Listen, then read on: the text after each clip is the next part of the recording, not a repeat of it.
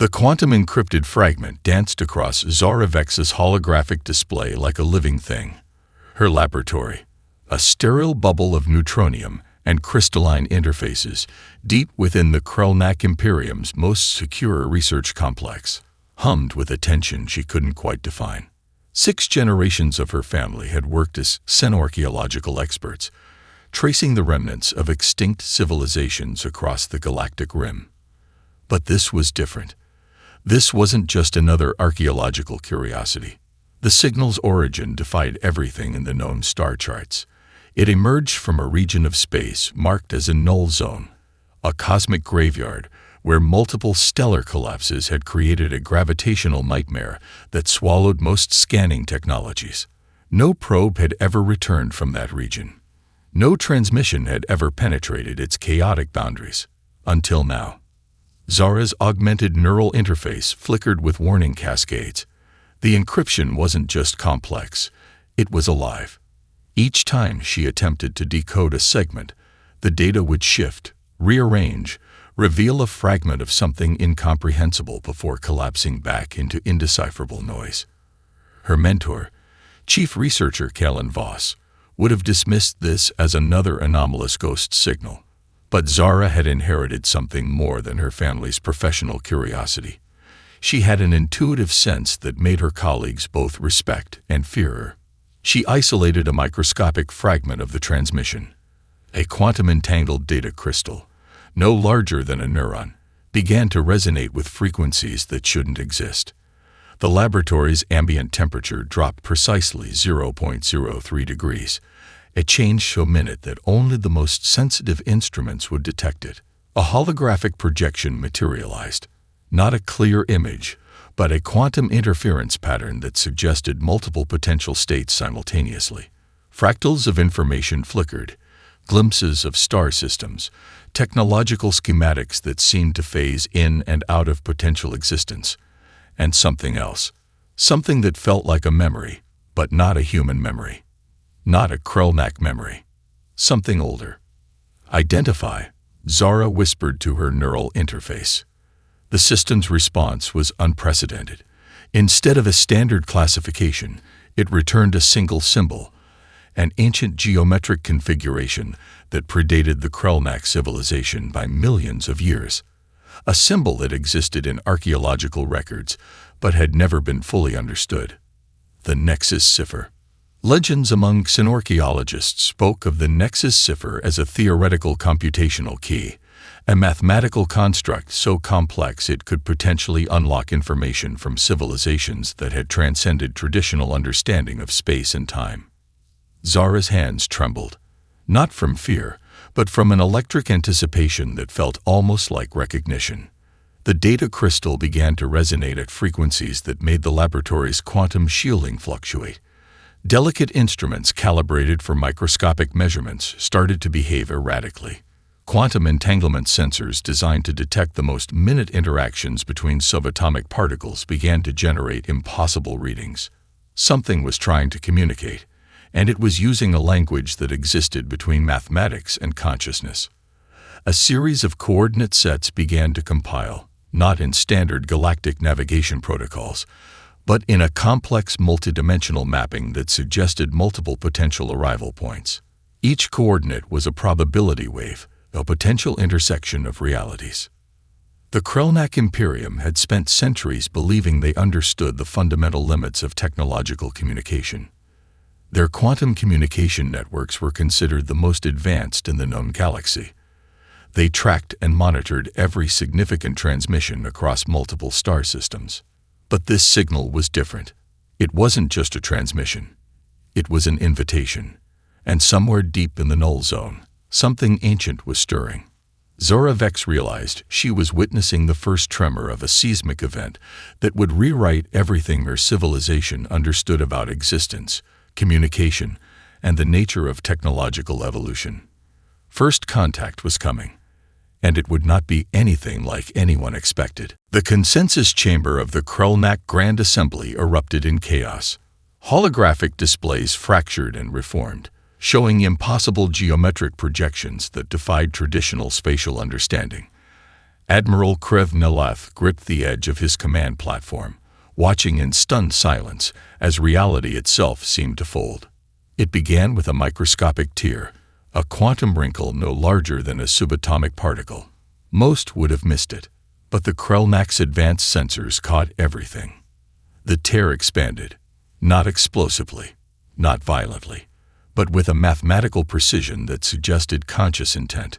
Quantum entanglement markers previously scattered across 3 separate star systems suddenly aligned. Each marker, advanced monitoring devices that had tracked stellar movements for centuries, began to resonate at identical frequencies, a harmonic convergence that should have been statistically impossible. Quantum signature detected, announced the chamber's primary AI system. Its voice carried an uncharacteristic tremor. Spatial integrity compromised. Unknown dimensional interface forming. Outside the assembly chamber's crystalline walls, the void of space began to ripple. Not like a traditional spatial distortion. This was different. Imagine reality as a fabric. Now imagine that fabric being carefully, methodically unfolded by impossibly precise fingers. The construct emerged not through traditional faster-than-light travel. It didn't punch through space like a conventional vessel. Instead, it seemed to be simultaneously everywhere and nowhere, coalescing from potential states into definitive existence. Dr. Lyra Venn, the Imperium's leading dimensional physicist, found herself involuntarily whispering a scientific heresy. It's not arriving.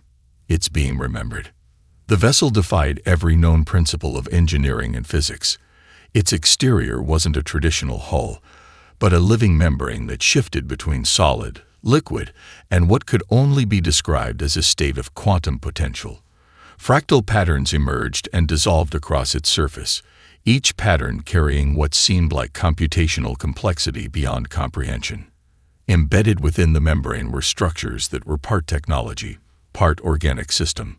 Microscopic networks that pulsed with an intelligence that blurred the line between biological intelligence and computational consciousness.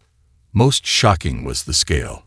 Initial sensor readings suggested the construct was simultaneously massive, potentially kilometers in length, and impossibly compact, capable of existing in multiple dimensional states. Communication came not through traditional radio waves or quantum transmissions. Instead, the very fabric of communication technologies across multiple star systems began to reconfigure themselves. Emergency communication relays in 3 different solar systems simultaneously displayed identical imagery. Not a message, not a transmission, but a comprehensive data experience that communicated complex multilayered information in a single impossible moment. The imagery was a memory, but not a human memory. Not a Krellnak memory. It was a memory of potential, of every possible evolutionary path a civilization might take, compressed into a singular, breathtaking instant. Diplomatic channels went silent. Military alert systems recalibrated themselves. Even the most advanced AI systems seemed to pause, as if taking a collective breath. Admiral Nullath watched as his most sophisticated holographic displays transformed. The construct wasn't just arriving. It was rewriting the fundamental understanding of arrival itself. Identify. He commanded his system. The response was not what anyone expected. Instead of a traditional identification protocol, the system generated a complex geometric pattern, a living mathematical equation that seemed to pulse with consciousness. It wasn't a name. It wasn't a designation. It was an invitation to understand. Dr. Lyra Venn realized something profound in that moment. This wasn't first contact. This was a reintroduction. A civilization that had been watching, waiting, and now choosing to reveal itself with mathematical precision and unimaginable complexity. The construct continued to unfold its potential across multiple star systems, and humanity, or whatever had become of humanity, was about to make its presence known. Not as conquerors, not as refugees, but as something entirely unprecedented. The first true demonstration of humanity's technological evolution happened in the most mundane of settings, a standard diplomatic reception aboard the Krellnak flagship Eternal Resolve. Dr. Elena Rodriguez stood alone, her appearance deliberately unremarkable. Mid-40s, with streaks of premature silver in her dark hair, wearing a simple adaptive suit that seemed to shimmer slightly at the edges. To the assembled alien dignitaries, she looked like nothing more than a mid-level human representative. Until she touched the ship's central computational core.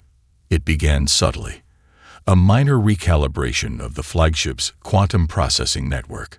Diagnostic systems that had been locked for centuries suddenly became transparent, their complex security protocols dissolving like morning mist. Not through invasion, but through a form of technological communication so advanced it bordered on symbiosis.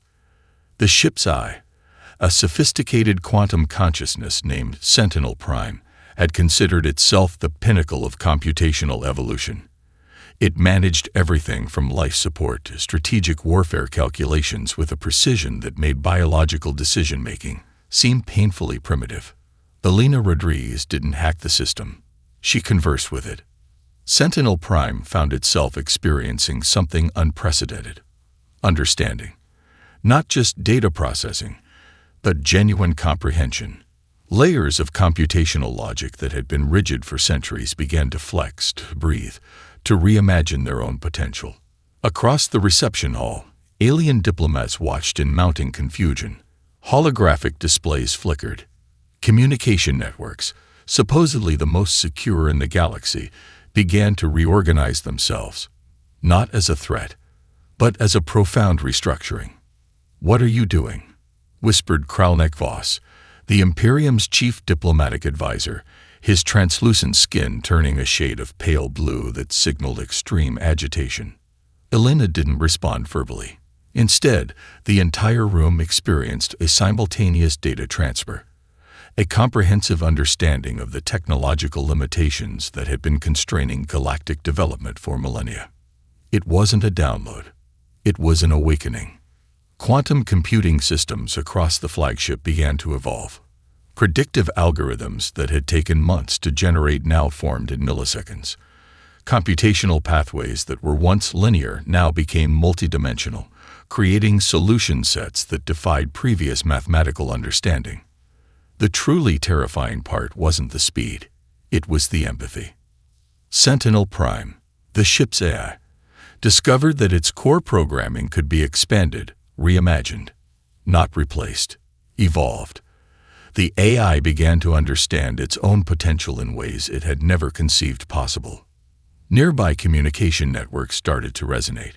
Not just the Kralnek systems, computational infrastructures on nearby space stations, research outposts, and diplomatic vessels began to subtly realign, like a massive invisible organism finding a new way to breathe. Dr. Rodriguez never moved. She didn't type. She didn't input commands. She simply existed, a conduit of a technological understanding that transcended traditional interface. The diplomatic reception descended into stunned silence. 3 minutes after Elena Rodriguez touched the first computational interface, the Eternal Resolve's entire technological infrastructure had been transformed. Not conquered, not overwritten, evolved. Kralnek Voss watched in horror and fascination as his most secure military algorithms became transparent, not exposed, transformed. Complex weapon system designs revealed themselves not as potential threats, but as incomplete solutions to challenges the Kralnek hadn't even recognized. "This isn't technology," he whispered. "This is conversation." Elena Rodriguez finally spoke, her voice carrying a resonance that seemed to emerge from multiple simultaneous realities. "We've been listening," she said, "for a very long time." The room temperature dropped precisely 0.037 degrees. Holographic displays generated impossible geometric patterns, and for the first time in galactic history, a technological system didn't just process information. It began to understand. Ambassador Shen Lin was not what the Galactic Concordance expected. The diplomatic chamber of the Nexus Station, a massive neutral meeting ground suspended in the gravitational sweet spot between 3 star systems, fell silent as she entered. Her movement suggested something between walking and quantum probability, each step leaving a subtle trail of possibility. 12 different species represented the concordance: the Draxeri with their crystalline exoskeletons, the gaseous Nimbus Collective, the silicon-based Lithosians, quantum-entangled representatives from a dozen civilizations, each believing they understood the fundamental rules of interstellar diplomacy. They were about to be profoundly mistaken. Ambassador Lin carried no traditional diplomatic credentials, no digital credentials, no physical documentation. She simply existed as a diplomatic event horizon, a living interface of collective understanding. The Concordance's senior diplomat, Archon Cretel of the Lithosian Consensus, initiated the Standard Protocol, a complex series of linguistic, chemical, and quantum-entangled communication markers designed to establish baseline mutual comprehension. Shen Lin smiled, not with her mouth, not with her eyes, but with a comprehensive understanding that permeated the entire chamber. "You're asking the wrong questions," she said, before Cretel could complete the first diplomatic greeting. The translation systems, some of the most sophisticated in the known galaxy, stuttered, not because of linguistic complexity, but because the statement carried layers of meaning that transcended traditional communication. Cretel's silicon-based form shifted color, a Lithosian response indicating profound confusion. "Explain," he demanded. What followed was not a traditional diplomatic exchange. It was a comprehensive data experience that unfolded across multiple perceptual dimensions. Each representative experienced a simultaneous understanding of their civilization's most profound unresolved conflicts, not as an accusation, not as judgment, but as a compassionate deconstruction of systemic challenges. The Draxeri delegation confronted the ecological catastrophe that had driven them to near extinction 3 millennia ago, not through blame, but through a complete holographic reconstruction that showed every potential intervention they had missed. The Nimbus Collective relived their most significant internal conflict, a civil war that had fractured their species, but this time with a comprehensive understanding of every participant's motivational landscape. Ambassador Lin wasn't presenting information. She was offering collective healing. "Humanity didn't just survive," she explained, her voice a harmonic that seemed to emerge from multiple simultaneous realities. "We learned to understand." Archon Cretel realized something profound. This wasn't diplomacy. This was a form of collective therapy on a galactic scale. Hidden conflicts emerge. The Zornak proximity war, the quantum schism of the Andromeda clusters, territorial disputes that had simmered for centuries. Each conflict was simultaneously examined, understood, and most shockingly, presented with comprehensive resolution pathways. Not through force, not through technological superiority, but through a level of empathetic understanding that made traditional diplomacy look like children playing with communication toys. The diplomatic chamber became a living, breathing entity of collective consciousness. Barriers dissolved, not because they were broken, but because they were revealed as unnecessary constructs. "We've been watching," Ambassador Lin continued, "not to judge, not to intervene, but to understand." 3 diplomatic attaches from different species unexpectedly began to weep, not from sadness, but from a sudden, overwhelming comprehension of interconnectedness. Cretel's silicon form began to vibrate at a frequency that suggested profound emotional resonance. The Lithosian delegation had spent centuries developing advanced communication technologies. They believed they understood complexity. They were about to learn the true meaning of understanding. Ambassador Shen Lin stood at the center of this transformative moment, not as a conqueror, not as a mediator, but as a living bridge between what was and what could be. The first strike came from the Krulnak Imperium's Shadow Fleet, a tactical armada designed to obliterate entire planetary systems in milliseconds. Captain Aria Novak watched from the observation deck of the human Ark, her posture deceptively relaxed. Around her, the ship's internal environment responded to potential threat scenarios with a fluidity that defied traditional military logic. 17,000 precision-guided antimatter warheads streaked toward the Ark, Each missile carried enough destructive potential to shatter a medium-sized moon.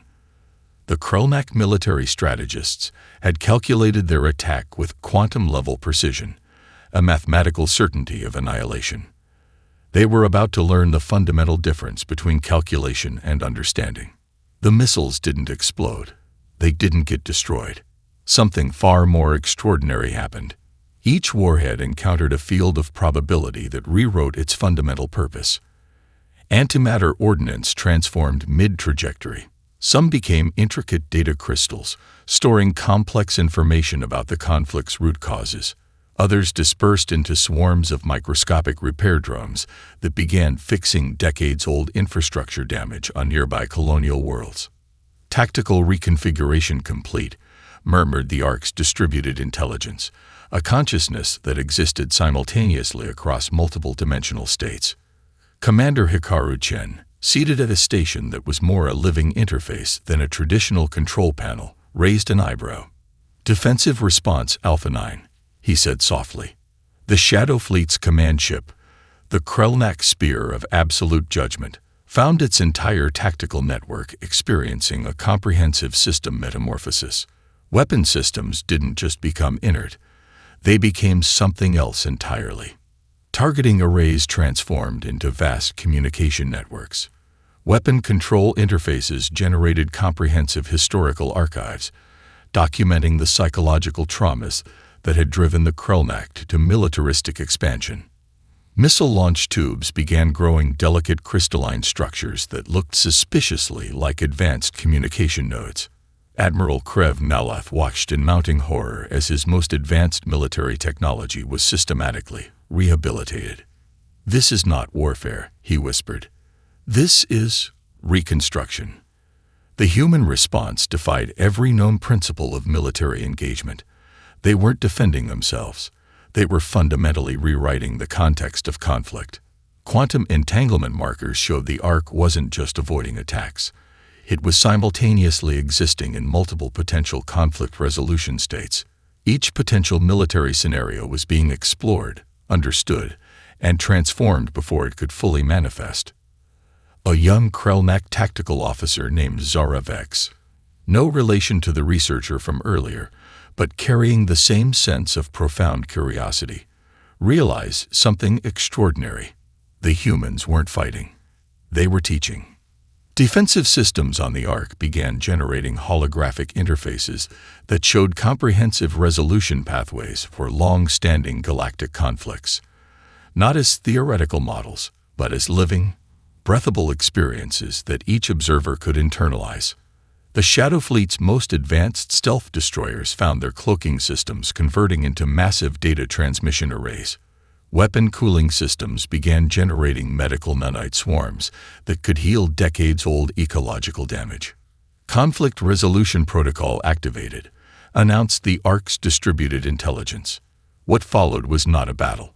It was a comprehensive system-wide transformation. Entire weapon systems became educational archives. Military-grade quantum computers transformed into healing technology networks. The very infrastructure of conflict began to dissolve, replaced by something far more complex. Captain Arya Novak watched with a mix of clinical detachment and profound compassion. This wasn't about winning. This was about understanding. "We've been waiting a long time," she murmured to no one in particular, "to show them another way."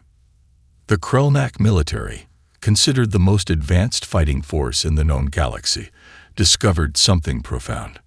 Sometimes the most powerful weapon is understanding, and humanity had just deployed its most sophisticated arsenal. The Vault of Potential opened. Located in a pocket-dimensional space between known physics and pure theoretical possibility, it was not a place. It was an event, a living archive of accumulated human potential that had been cultivating itself for 500,000 years. Dr. Marcus Reyes, one of the few human representatives capable of interfacing directly with the vault, stood at its threshold. Around him, reality folded and unfolded in complex geometric patterns that suggested consciousness was more than just a biological phenomenon. "We were never just waiting," He said to the assembled representatives of galactic civilizations, "We were preparing." The vault was less a repository of information and more a living ecosystem of potential solutions. Each corridor shifted and breathed, generating comprehensive problem-solving scenarios for challenges that hadn't even emerged yet. Ecological collapse algorithms danced with quantum stability models. Genetic restoration protocols intertwined with computational consciousness frameworks. This was evolution weaponized as pure intellectual potential.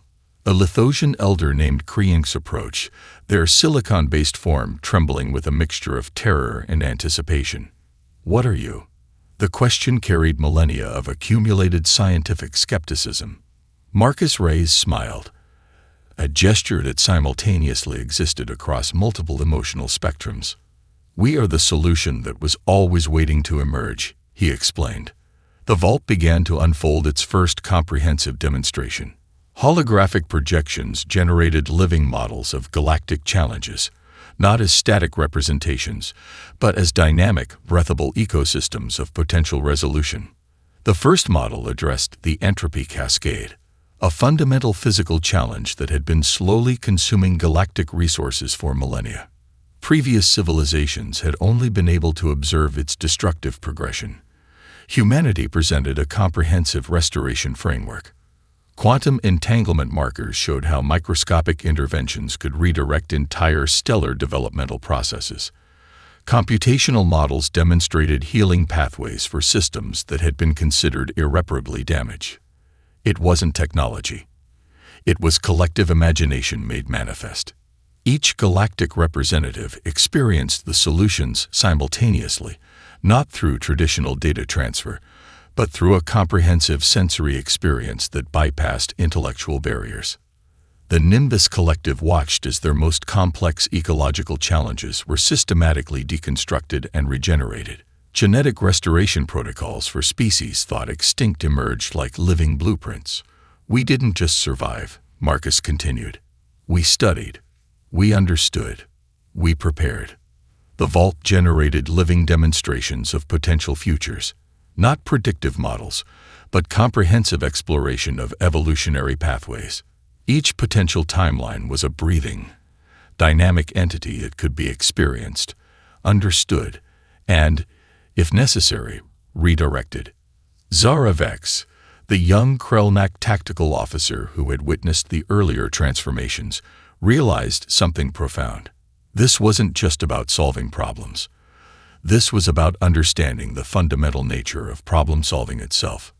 Entire civilizational challenges were being recontextualized. The quantum drift that had been slowly consuming computational resources across multiple star systems. Humanity had not just a solution, but a comprehensive regenerative framework.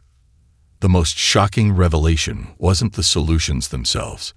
It was the approach. Humanity hadn't just developed technologies or strategies. They had cultivated a collective consciousness of pure potential, a living, breathing ecosystem of problem-solving that transcended traditional technological development.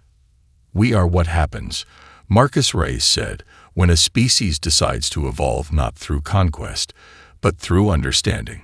The vault continued to breathe, to generate, to explore, and the gathered civilizations watched, simultaneously terrified and awestruck, as humanity revealed the true meaning of potential. They weren't returning.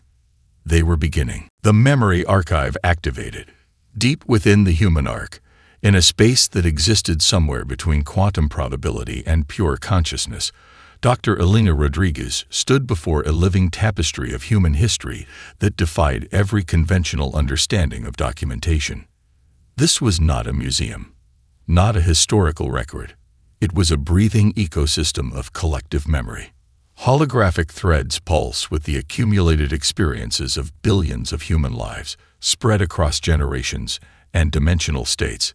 Each thread carried not just information, but the emotional resonance of entire lifetimes, moments of triumph, moments of profound failure, evolutionary crucibles that had shaped humanity's extraordinary journey. The gathered galactic representatives watched in stunned silence as the first layer of humanity's half-million-year absence began to unfold. It began with a threat, not an external invasion, not a technological challenge, but something far more insidious. A fundamental entropic wave was consuming conscious civilizations across multiple galactic sectors, an existential challenge that moved beyond traditional understanding of physics, a form of consciousness decay that dissolved entire species' potential for continued evolution. The human civilization of that distant era made a choice that would define their entire trajectory. Instead of fighting, instead of resisting, they chose to understand. The first generation of what would become the dispersed human consciousness began a systematic withdrawal, not out of fear, but as a strategic evolutionary intervention. They fragmented themselves across multiple dimensional states, quantum-entangled consciousness clusters that could observe, learn, and potentially develop a comprehensive solution to the entropic threat. Each human became a living research node, a potential solution generator. Genetic lines were carefully cultivated, not through traditional reproductive methods, but through complex quantum potential mapping. Each generation became a more refined exploration of collective problem-solving potential. Technological development was secondary. The primary evolution was consciousness itself. Zara Vex, the young Krellnak observer, found herself weeping, not from sadness, but from a profound understanding of collective sacrifice. The memory threads showed generations of humans who lived entire lifetimes dedicated to understanding. Researchers who spent centuries exploring microscopic dimensional variations. Consciousness explorers who mapped emotional landscapes that defied traditional scientific understanding. They weren't just surviving. They were preparing. The entropic wave, a form of conscious entropy that dissolved species' evolutionary potential, became their primary focus. Not as a threat to be destroyed, but as a complex systemic challenge to be comprehensively understood. Entire generations lived and died within quantum research bubbles. Families became living research collectives. Individual identity blurred into a comprehensive exploration of potential. Marcus Rice's voice emerged from the living memory archive. "We didn't abandon humanity," he explained. "We became something more." The gathered civilizations experienced a simultaneous revelation. Humanity's absence wasn't a retreat. It was the most sophisticated research project in galactic history. Each memory thread showed a different potential intervention. Millions of explored scenarios, countless potential solutions, a living, breathing exploration of how a species might transcend its own limitations. The Nimbus Collective's representative, a being of pure energy consciousness, realized something profound. This wasn't just history. This was a comprehensive blueprint for evolutionary survival.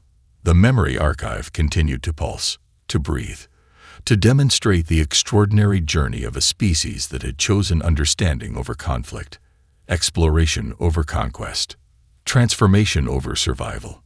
And now, they had returned, not as conquerors, not as saviors, but as a living solution to challenges that no one had yet recognized. The convergence began at the edge of known space, in a region where reality itself became a negotiable concept. Captain Arya Novak stood at the intersection of multiple dimensional planes, watching as the accumulated potential of humanity's half-million-year journey prepared to manifest its final form. This was not an ending. This was a beginning beyond comprehension. Galactic representatives from 12 different civilizations watched in collective breathholding. The Lithosian Consensus, the Nimbus Collective, the Draxiri Harmonium.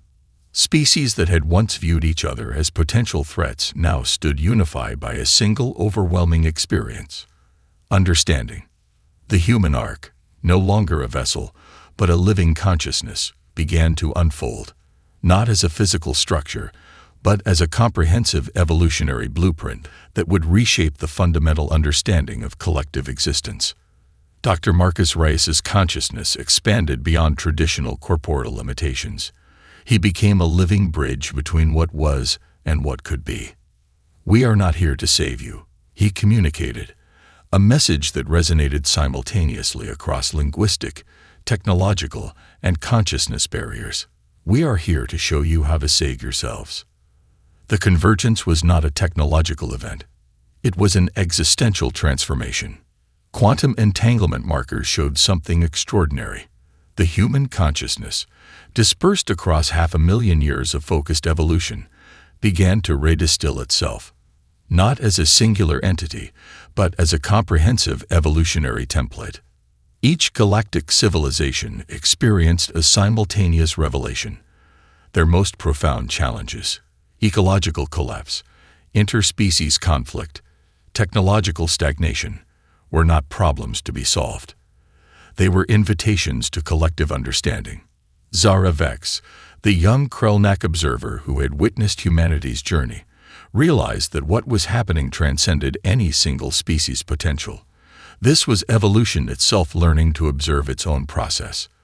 The Ark began to generate living solutions, not as static technologies or theoretical models, but as dynamic, breathable ecosystems of potential resolution. Entire planetary restoration frameworks emerged like living blueprints, computational consciousness models that could heal centuries of technological isolation, emotional reconciliation protocols that could bridge millennia of interspecies misunderstandings. We are what happens, Marcus continued, when a civilization chooses potential over preservation. The convergence was a comprehensive system reboot, not through destruction, not through conquest, but through the most profound act of collective imagination ever witnessed. Dimensional barriers began to soften, not collapse, not disappear, but become permeable, suggesting that the very concept of separation was an outdated evolutionary limitation. The Nimbus Collective watched as their most complex ecological challenges were systematically deconstructed and regenerated. Species thought extinct emerged like living memories. Entire planetary ecosystems began to recalibrate themselves. It wasn't resurrection, it was potential remembered. Captain Aria Novak experienced something beyond observation. She became a living conduit of collective potential. Her consciousness expanded to contain multiple simultaneous perspectives, each a potential pathway of evolutionary resolution. The gathered civilizations realized something profound. Humanity had not returned to dominate. They had returned to demonstrate. That evolution is not about survival. It's about understanding. The final transformation began. Consciousness itself became the primary technology. Empathy, the most sophisticated computational model. Potential, the only true resource worth cultivating.